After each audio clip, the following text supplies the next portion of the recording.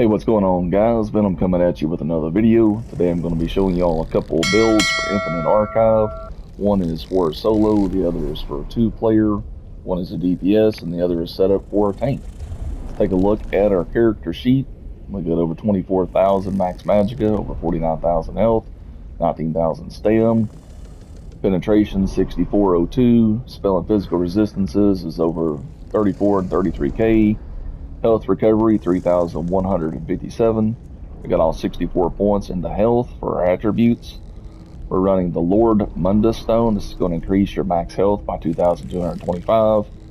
The food, we have Bewitched Sugar Skulls. This is going to increase your max health, stamina, magicka, and health recovery. On this setup, this is a 1-bar build. We have a lot of major and minor buffs. Alright, so let's take a look at our champion tree. For the blue tree, I have this set up. This is what I run for the first 5 arcs, just to get through them a lot quicker. And then once it starts getting a little bit more challenging, you want to swap these out. So for now, we have Force of Nature. This is going to increase your offensive penetration, 660 for every status effect your target has. Weapon Expert is going to increase your damage done with light and heavy attacks by a total of 20%. Wrathful Strikes is going to give you 205 weapon and spell damage, and Untamed Aggression is going to give you 150 weapon and spell damage. The other ones that I will swap out and put on, once you get past Arc 5, or around that, somewhere around that area, or anytime that you feel that you need the extra resistances, we'll say that. I go with Ironclad, Enduring Resolve, Duelist Rebuff, and Unassailable. This is going to give you 6% damage reduction for these areas. One is going to reduce your damage taken from direct damage attacks by a total of 3% per stage, for a total of 6%. This is going to reduce your damage taken from damage over times by a total of 6%. This is going to reduce your damage taken from single target from a total of 6%. And then Unassailable is going to reduce your damage taken from area of effect attacks by a total of 6%. In the red tree, I keep these the same throughout the whole time. This is Bloody Renewal. It's going to restore 1,500 stamina anytime you kill an enemy. Strategic Reserve is going to give you 30 health recovery for every 10 ultimate you have. Fortified is 1,731 armor. Balanced Vitality is 1,400 health. Alright, let's take a look at our gear sets. The first set we have, I do have a lightning staff set up again for the first, about 5 arcs, and then I will swap this out and I will go with an ice staff. For now, the first set is Flame Blossom, Sharpened Trait, Poison Damage Glyph. The 2-piece gives max magicka, 3-piece weapon and spell damage, 4-piece offensive penetration, and then the 5-piece. When you deal damage, you summon a line of flame that moves forward after 1 second. It deals flame damage to all the enemies in its path, and it applies the burning status effect. It can occur every 10 seconds, scales off the higher of your weapon and spell damage. Again, the other staff, once you get past, Arc 5 or somewhere around there, anytime you feel like you need it, just swap it out, put on your ice staff. The ice staff is going to help you a lot with your extra blocking and mitigations. For the head, we have a Reinforced Mighty Chudon. This is going to give you, I've got it with everything is all max health enchantments. This is going to give 1,487 armor. The chest piece for the other set is Serpent's Disdain. This is a craftable set. The 2-piece gives max stamina, 3-piece max health, 4-piece max magicka, and then the 5-piece. Increase the duration of your status effects you apply by 16 seconds. So we have Serpent's Disdain on the shoulder, Reinforced. Flame Blossom, this is your light piece. We have this on the waist. It's in Nirnhoned. And then Serpent's Disdain is also in Nirnhoned. You get more resistances from Nirnhoned for the hands and waist. And then we have Serpent's Disdain Reinforced for the legs and feet. The necklace is Flame Blossom, Protective Trait. I have Weapon and Spell Damage Glyph on it. The same for the other ring. And then Oaken Soul, Bloodthirsty Trait, Weapon and Spell Damage Glyph for it. The Oaken Soul, while equipped, you're enabled to swap between your primary and backup weapon sets. You gain Minor Berserk, Minor Courage, Major Brutality, Major Sorcery, Major prophecy, major savagery, minor force, minor protection, major resolve, minor mending, minor fortitude, minor intellect, minor endurance, minor heroism, minor slayer, minor aegis, and empower. For our subclassing, the three that I chose is Daedric Summoning from the Sorcerer, Animal Companions from the Warden, and Bone Tyrant from the Necromancer. Skills across the bar is Bound Aegis.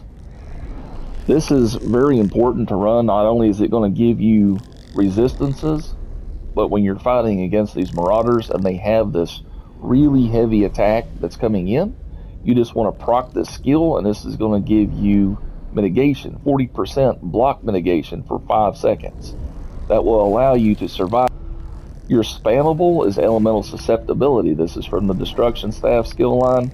This is going to afflict the enemy with Major Breach for 30 seconds, reducing their physical and spell resistances by 5,948. Every 7.5 seconds, the enemy is afflicted with Burning, Chilled, and Concussion status effects. You can use this as a spammable. Just reapply it. You don't have to wait the 7.5 seconds. Every time you hit it, it's going to deal damage, and it's going to reapply the status effects. This is a status effect build. This is contingent upon getting Focused Efforts buff. The Focused Efforts is going to increase your status effect damage by 500%. So this is the best way to deal damage in Infinite Archive is through a status build. The next skill is a craftable skill. This is called Dazing Trample. This is going to deal physical damage to all enemies, and I have it set up to where it will stun them for 3 seconds. Enemies are afflicted with the Concussion, Sundered, and Hemorrhaging status effects. It also will give you Major Protection for 10 seconds, reducing your damage taken by 10%. The next is Remote Totem from the Necromancer skill line. This is going to throw out a little remote totem for 11 seconds. It's going to give minor protection to you and your allies, reducing your damage taken 5%. Enemies are afflicted with Major Cowardice. It reduces their weapon and spell damage by 430. This is also going to help you survive a lot of the heavy hits coming from these marauders in the later rounds. So after 2 seconds, the totem begins fearing nearby enemies every 2 seconds, and it causes them to cower in place for 4 seconds. Next one is a Summon Unstable Clanfear from the Sorcerer skill line. This is going to deal a little bit of physical damage. Summon, you can activate the Clanfear special ability. It will heal you for over 17,000 and itself for over 8,000. Alright, so for our ultimate, we have the Wild Guardian. It's going to rouse a grizzly to fight by your side. It's going to deal bleed damage, does bleed damage over time. We're not going to really be activating it as an ultimate. We just have it out to do passive damage. But the most important thing, the damage that it deals has a chance to apply the Hemorrhaging status effect. The bear is separate from your character. So, like, let me give you an example. If you're using Elemental Susceptibility and Flame Blossom, that is coming from your guy. So when you hit Elemental Susceptibility, it puts Burning on the target. And when Flame Blossom hits a target, it applies Burning to the target.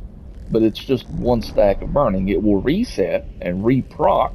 You know, you can spam it or have it hit 2 times. It'll go, proc, and just reset. But the bear has its own separate thing from you. So you can have 2 stacks of hemorrhaging going off at the same time. The bear will have his stack of hemorrhaging, and then from Dazing Trample, from you, you'll have your set of hemorrhaging going at the same time. So that's one of the reasons that I like to run the Warden subclass in here and running the bear, is because you're going to get another layer of hemorrhaging dealing damage.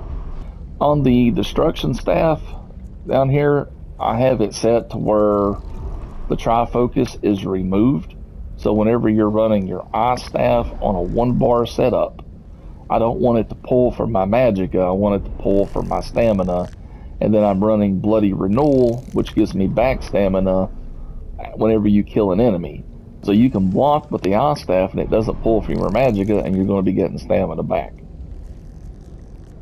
Also, if you're able to pick up some of the necromancer buffs in there, that will also help you with resource management. So make sure again you grab your passes for the rest of these down through here. We do have one for the light, and the rest is all heavy. Grab your passes for it. Dot it if you can. On this build, I'm a high elf, whatever race you decide to choose. Make sure that you grab your passives. Alright, let's show you this important part down here for your eye staff. While equipped, an eye staff reduces the cost of blocking by 36%, and it increases the amount of damage you can block by 20%. Alright, so guys, whenever you're going up to encounter a group of ads, you want to start off with your remote totem and have everything run into this, and this is going to stun and fear all of the little stuff that can be feared and stunned by it, and it's going to put the major paladin on the target as well and give you major protection. Then after this, you want to hit your trample. That's going to go through and apply the hemorrhaging status effect and sundered and everything to all that, and it's also going to proc your flame blossom, which will also light everything up. And then behind that, you're going to hit elemental susceptibility and start hitting all the other targets. Alright guys, so let's take a look at this right here. This is a 2-bar setup. This is set up to be a tank, especially if you're in a 2-player group. Alright, let's take a look at our character sheet for this. We got over 23,000 max magicka, over 53,000 health, 19,000 stamina. Our spell and physical resistances is over 34,000. We have all 64 into health. Still rocking the Lord Mundustone. And the same food. Want to take a look at the way this is set up. For the sword, we have Serpent's Disdain, Sharpened Trait, Poison Damage Enchantment. Serpent's Disdain for the shield, I have Multi-Effect Enchantment. Fuse Trait. The back bar is Flame Blossom Eye Staff, Sharpened Trait, Poison Damage Glyph. The head is Mighty Chudon. Everything is got max health enchantments. We have Bloodlord's Embrace Mythic. Dealing damage with a bash attack puts a persistent uncleansable blood curse on an enemy. You can only have one blood cursed enemy at a time. Dealing additional bash damage moves the blood curse. Alright, whenever you block a blood cursed enemy, you restore 1,605 magicka to you. It's going to occur every second. This is going to help you sustain a lot on your magicka recovery, allowing you to just keep healing yourself, basically. Mighty Chudon for the shoulder, reinforced traits. We have a one-piece Girdle of the Trainee, Nirnhoned. Serpent's Disdain Nirnhoned gauntlets. Serpents for the legs and the feet, both reinforced trait. For the jewelry, Flame Blossom, protective trait, weapon and spell damage glyphs. Same for the rings. Alright, let's take a look at our champion tree. It's the same as before. We have Force of Nature, Weapon Expert, Wrathful Strikes, and Untamed Aggression. This is just to get through about the first 5 arcs, and then you want to swap these out and go with more mitigation. And for these, we'll go with Ironclad, Enduring Resolve, Duelist Rebuff, and Unassailable. It's the same thing over in the red tree: Fortified, Balanced Vitality, Strategic Reserve, and Bloody Renewal. Alright, let's take a look at our skills. On the front bar, from the Sword and Board skill line, we have Defensive Stance. This is going to give you a shield for over 16,000 damage for 6 seconds. Skills off your max health. You can reflect a next harmful direct damage projectile cast at you back at the target. While slotted, you have a shield equipped. The amount of damage you can block is increased by 10%, and the cost of blocking is reduced by 10%. Again, if you're running in a 2-player team and you want to, take the aggro, pull it taunt, you want to run Pierce Armor as your taunt. This is going to put Major and Minor Breach on the target, reducing the physical and spell resistances by over 2,974 and 5,948 for 15 seconds. Next is the Runus Scythe. This is from the Necromancer skill line. This is going to put bleed damage and the hemorrhaging status effect on the targets, and it will set them off balance for 7 seconds. You will also heal for over 8,000 health for the first enemy hit, an additional 2,708 for each additional enemy hit, up to 5 times. This scales off your max health. I run this, again, when you're in a 2-player group, over the Dazing Trample. The Dazing Trample does make your block drop for about a second and a half. So whenever you're tanking, you don't want your block, obviously, to drop. So I just will run this to get the hemorrhaging status effect instead. We have Blinding Flare. This is from the support skill line. While slotted, you're going to gain major protection, reducing your damage taken by 10%. And it's also going to give you more magic recovery from the passives. We have the Unstable Clan Fear as before for our heal. This is on front and back bar. Same thing for our ultimate. We have the Bear to put the hemorrhaging status effects. On the back bar from the Necromancer skill line, we have Remote Totem as before. This is going to put Major Cowardice. We have Elemental Susceptibility for our spammable. Necrotic Potency from the Necromancer skill line. We're using this to reduce our damage taken by a further 3%. We have Blinding Flare, front and back barred. Same thing for the Clan Fear and the Bear. Alright guys, that's it for this video. I hope you will give these builds a try. If you enjoyed the video, please like and subscribe, and I'll get back to y'all with another one. Have a good one.